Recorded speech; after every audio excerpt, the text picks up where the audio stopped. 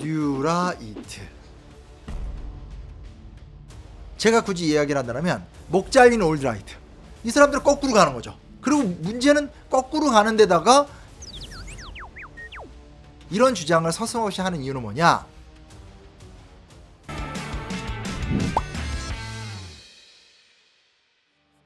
안녕하세요, 심영환입니다.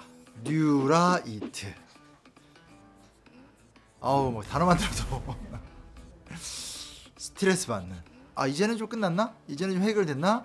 이럴 때마다 이게 아니야. 뭐 좀비처럼 살아나서. 이제 아시는 분은 다 아시겠지만 제가 이제 저의 첫 데뷔작이 이제 역사전쟁이라는 책을 쓰면서 이제 어떻게 보면 뉴라이트에 대한 종합적인 비판서를 쓰면서 이제 데뷔를 했죠. 첫 저작인지라 부끄러워서 없애버리려고 했는데 하도 출판계의 요구 속에서 개정판을 준비하라고 합니다. 그건 이제 준비할 거고, 하도 사람들이 궁금해해서 뭘 좀 갖고 소개시켜드릴까 하다가 책 하나 갖고 왔습니다. 김기엽 선생이 쓴 뉴라이트 비판이라는 책이 이제 원래 나왔다가 사실은 제가 지금 들고 있는 건 구판입니다. 요랬던 책이 요랬던 책으로 이제 등장하게 됩니다. 분량이 얇아요. 그래 두껍진 않고 굉장히 좀 소프트하게 읽을 수 있는, 이명박 정권기 때부터 보여줬었던 보수의 방향성, 그리고 또 반대편에서 이형훈으로 대표되는 뉴라이트 이론가들에 대한 이야기를 이제 비판적으로 서술을 하고 있는 거죠. 일단은 이제 쉽게 읽을 수 있기 때문에 편안하게 쭉 보면서 뉴라이트 현상이 어떤 정체성과 방향을 갖고 왔는지를 좀 이해할 수 있는 거죠. 자, 그러면 뉴라이트가 뭔가에 대해서 김기엽 선생이 정리한 이야기 위주로 제가 설명을 좀 해드리도록 하겠습니다. 뉴라이트는 가진 자의 자유만을 추구하는 신자유주의 모범생이다 라고 이야기합니다. 그래서 실제로 책의 내용을 조금 읽어드리면, 이영훈은 일제협력자 집단의 역할을 중시한다. 실무와 정보에 밝으면서 양반 관료에게 차별을 받던 중인 출신을 중심으로 개항기와 식민지 시기의 변화에 성공적으로 적응한 신흥 지주층을 내세운다. 그들의 사회적 성공을 가져다준 일제의 식민지 지배에 협력적이었던 그들이 한국의 근대화를 주도한 계층이었다는 것이다. 오늘 우리 사회를 보고 있으면 흥미로운 게 뭐냐면 어찌됐건 윤석열 정권 들어와서 자유란 단어를 굉장히 많이 써요. 여기서 김기엽 선생이 묻는 질문은 뭐냐면, 그렇다면 뉴라이트가 지향하는 자유는 뭐냐? 라는 질문을 하게 되는 거예요. 테러리스트 김구라는 책이 얼마 전에 출간이 됐죠. 핵심이 이거죠. 조선이라는 저열한 나라가 망해도 싼 나라, 임진왜란 망해도 되고 병자호란 때 망해도 되고 아주 그냥 망해도 싼 나라인데, 이 망해도 싼 나라를 일본이 망가뜨린 거죠. 그런 다음에 일본이 어떤 식민지긴 하지만 근대화를 도모할 때 그 근대화를 도모했었던, 갑자기 친일파라는 단어를 쓰지 않고 일본과 협력했었던 사람들이 근대화의 노하우를 배웠던 거죠. 그들의 무시와 굴욕과 어떤, 저렇게 한심한 눈빛으로 보시면 어떻습니까? 잘 이해시키려고 이제 노력하는 거 아닙니까? 요 인식이 사실은 테러리스트 김구라는 최근에 핵심 포인트이기도 하고 그 저변이기도 하고, 김기엽 선생이 뉴라이트 비판이라는 이야기를 하면서 이 뉴라이트의 이론적 대부인 반일 종족주의를 편찬을 이끌었었던 이영훈이라는 사람의 이제 이론을 이야기하면서, 너희들이 결국 이야기하고 싶은 건 친일파를 협력자라고 이야기하고 협력자가 근대화를 주도했고 독립운동이라는 건 허상으로 만들려고 한다. 지금 이런 이야기를 여기서 정확하게 쉽게 이야기를 하고 있는 거죠. 사실은 이렇게 생각할 수 있어요. 이런 사람들이 이런 주장을 서슴없이 하는 이유는 뭐냐? 아마도 뉴라이트라는 포장지를 벗겨보면 원래 올드라이트였다라는 거죠. 사실 김기엽 선생이 하는 얘기예요. 그러니까 올드라이트는 뭐냐? 권력에 순응했던 집단들. 어떤 권력에? 전두환 권력에, 박정희 권력에, 그리고 이승만 권력에. 단순하게 순응하는 게 아니죠. 그 권력에 순응하면서 그 대가로 각종 기득권을 취한 거죠. 근데 김기엽 선생이 이야기하고 싶은 게 뭐냐면, 이것이 사실이냐 아니냐 혹은 학문적 논쟁을 떠나서 기본적으로 독립운동을 폄하하고 계속 끊임없이 식민지 근대화론을 끌어올리는 이유는 이 집단 자체가 기회주의적 집단이고, 그리고 이 집단 자체의 정체성 자체가 원래 그렇다라는 거예요. 그래서 이 사람들은 언제나 가치 이상 그딴 거 필요 없고 바람이 부는 방향을 잘 따라다니면서 적절하게 대드는 놈들이 닫아버리고 기득권을 누렸던 기득권 세력이었다라는 거죠.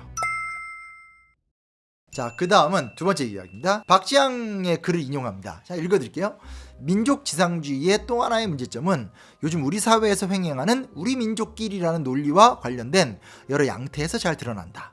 민족지상주의는 민족이 다른 모든 가치들을 압도하고 지고의 가치로 부상해야만 직성이 풀리는 것 같다. 박지양은 민족주의와 민족지상주의라는 두 말을 나란히 쓰고 있다. 민족주의가 곧 민족지상주의라는 뜻일까? 뭐 이런 말이 나와요. 이건 또 뭔 말이야? 영국사 전공자예요. 이 사람이 이제 제국주의 연구로 유명해요. 그래서 어찌됐건 서양사 쪽에선 뛰어난 학자로서의 연구 성과가 있는 사람이면 분명해요. 부정할 수는 없어요. 지금 이제 박지양 교수도 좀 비판의 도마에 올랐죠. 왜냐면 동북아 역사재단의 재단장이 됐거든요. 근데 동북아 역사재단장에 갑자기 서양사 전공 교수가 장이 된 거예요. 이상하죠, 그렇죠? 이 박지양의 연구에서 가장 인상적인 건 뭐냐면 민족주의 비판인 거예요. 반일 종족주의. 자, 근데 여기서 김기엽 선생이 이제 묻습니다. 아니 근데 민족주의가 문제라는 걸 학계에서 부정한 적 있어? 첫 번째. 두 번째, 그러면 민족주의 말고 뭘로 할 거야? 이 지금 두 가지 반론을 하는 거예요. 왜냐면 지금 이영훈과 박지양을 중심으로 해서 해방 전후세의 재인식이라는 책이 나왔어요. 그 책의 면면이 흐르는 핵심 중에 하나는 뭐냐면 한국의 기존의 역사 교육이나 한국인들의 세계관 속에서는 너무나 지나치게 민족주의적이라는 거예요. 근데 이 주장이 박지양 혼자 했냐? 아니에요. 베네딕트 앤더슨의 상상의 공동체라는 책이 굉장히 유명한 책이고, 비슷한 시기에 이제 에릭 홉스봄이라는 영국의 유명한 역사학자가 이제 비슷한 주장을 하면서 1990년대 초중반에 한국 사회를 강타해요.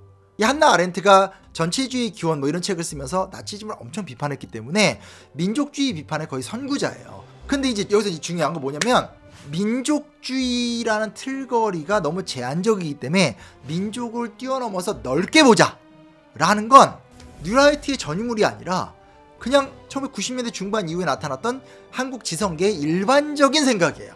마치 뉴라이트는 기존의 역사학계나 기존의 진보적인 지식 지형도가 민족주의의 경도가 돼서 그 민족주의에 폭 빠져서 벗어나오지 못하고 생각하지만 그렇지 않다는 거예요. 또 하나 이제 같이 말씀을 드리고 싶은 것 중에 하나 뭐가 있냐면 민족주의를 비판하는 건 히틀러에 대한 반성이거든요. 왜냐면 히틀러가 아리안족 우월주의, 게르만족 우월주의를 외치면서 유태인들을 어마어마하게 죽였잖아요. 우리나라 말로는 국가주의, 전체주의, 민족주의가 구분이 되지만 서양에선 내셔널리즘 하나밖에 없단 말이에요. 그러니까 민족을 강조한다는 건 곧 국가와 전체와 집단을 강조하는 논리가 되는 거기 때문에 상당히 위험하다고 보는 거예요. 서양인들한테는. 근데 반대로 얘기합시다. 21세기 대한민국에서 살아가는 우리가 미래를 설계할 때 현재 민족주의 말고 어떤 걸 갖고 구심점을 잡을 거예요?